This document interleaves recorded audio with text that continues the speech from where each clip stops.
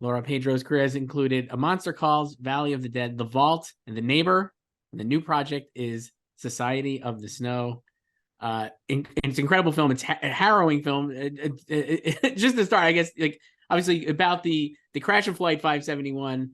I've truly never seen anything like the way you kind of depict the plane crash here. I guess, like, where did you start, and like, yeah, like what were those first conversations with JA about like how to approach this moment, I guess? Well, thank you. The first time that I talked with Jota and Belen and Sandra, the producers, about the movie, I think it was in 2018. And that's when we realized that we need to talk this movie in the most realistic way. So we decided at that moment that, for example, we need to go to the real valley, to travel there and to have all of the backgrounds realistic and photograph everything, and don't use made paintings or recreate the ballet with CGI. So starting from this point, we knew that the accident must be the most realistic as we can. So we start doing a pre-visualization with JA, with the team of El Ranchito, working on what he's going to need to tell this whole scene. And when we know what he's going to need, we start working with the team of special effects, and also with Alain Bainet, the production designer, to trying to know which construction we are going to need to feel that realism, that to be inside of an airplane during the crash. So once we realized that we need to build two different fuselages, one is the whole airplane in a platform that we can have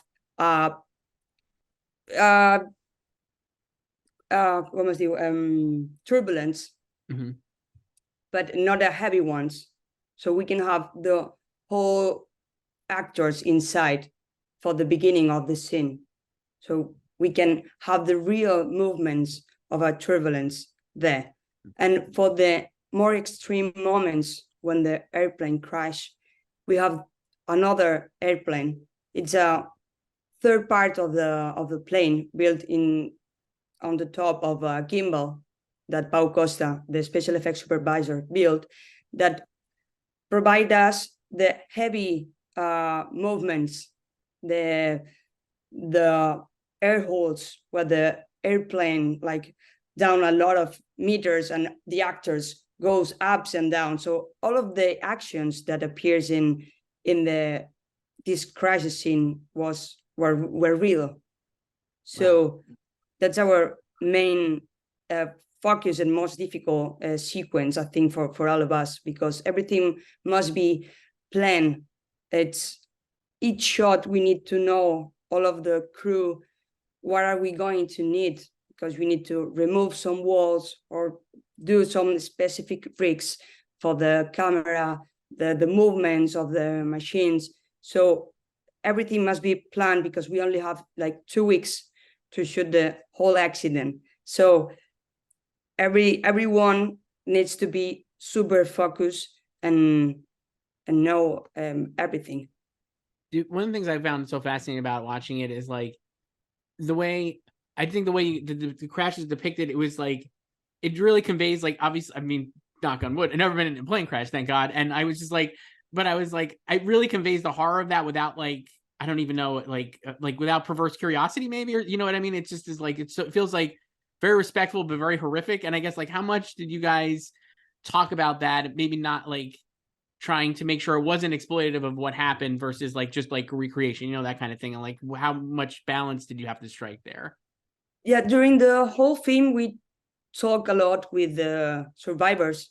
So we knew why they live there. So it's easy for us to make these little pieces about when we broke the leg or the neck of the lady, or all the crash at the end when everything collapsed.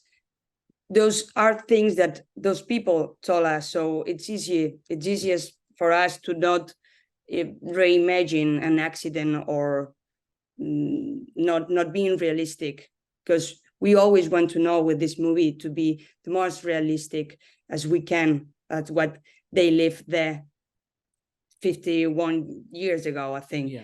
And well, that's the most important thing for us. Yeah, I mean, it's an incredible, like, I swear to God, it's like an amazing sequence. And then that's like only the first maybe 20 minutes of the movie. You have 2 hours to go where they're obviously, then you have all this other work to do. So it really What's is next? they have all the elements. I was like, I couldn't believe like how much, like the story, everything. I mean, I circled like the avalanche obviously is another amazing sequence and like completely, incredibly well rendered. I feel like, I don't know, like what would like, so once the crash happens, then I guess like, yeah, like how, like you said, yeah, maybe 2 weeks for that. And then how about the rest of the time? And like, how do you kind of like accomplish that and making sure like those elements are as severe as obviously they probably were? Yeah, for example, one of the things that in the accident that is also really important for us is to don't simulate things. So, for example, the avalanche is 100% real. It's a real explosion that with real snow that comes inside to the Fairchild, and of course we add some snow later with plates to have more like this heavy, but it's 100% real from snow. Wow, it's amazing. How much, like, I guess for you then, what was like, I mean, probably this or just in general, but what was like the biggest challenge for you in terms of like this whole project? I guess like I just like, was there a specific, was it the whole thing, or was there like specific things that you were like, oh, we really have to make sure that we're buttoned up on this part because it's maybe more tricky than we thought or something? Yeah, I think that the most like, it's not like difficult, but we need to prepare like a year before we start, is to figure it out how we're going to travel to the Valley of Tears and to do all those pictures and what light do we need. So for knowing that, we need to build an application with the real engine that give us an JA the opportunity to prepare the whole movie before travel to the valley. So when we travel to the valley, we know exactly what we need to be photographed, to be filmed, to be shot with drone, with helicopter, with everything before we start the shooting in Sierra Nevada in Spain. So I think this is the most difficult part for us, and also for the production or for the design of the whole movie. Yeah. And then I guess like for you, like you obviously worked with Jay before. I mean, like how, like, like how has that relationship evolved, and like how do you guys, like how is he to work with as a filmmaker, and especially with the visual effects?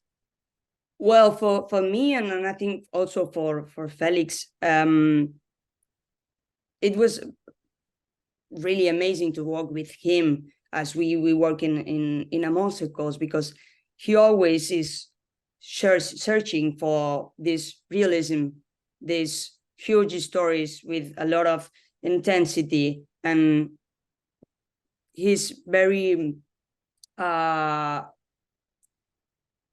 he has a very high standard. So it's really easy for us because he always know what he want.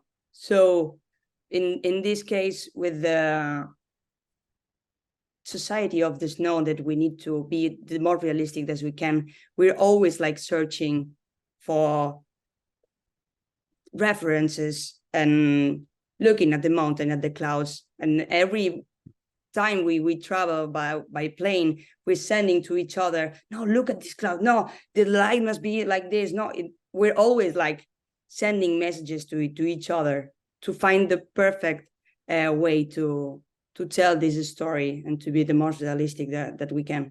You mentioned before too how you had like obviously like the survivors, like there are survivors from this that like were able to, you know, like are like, I guess, did you know like what the response have they, I guess, do you know like have they seen the film, and like certainly like what kind of feedback have you gotten from them in the way you were able to recreate like this, you Yes, know, obviously tragedy?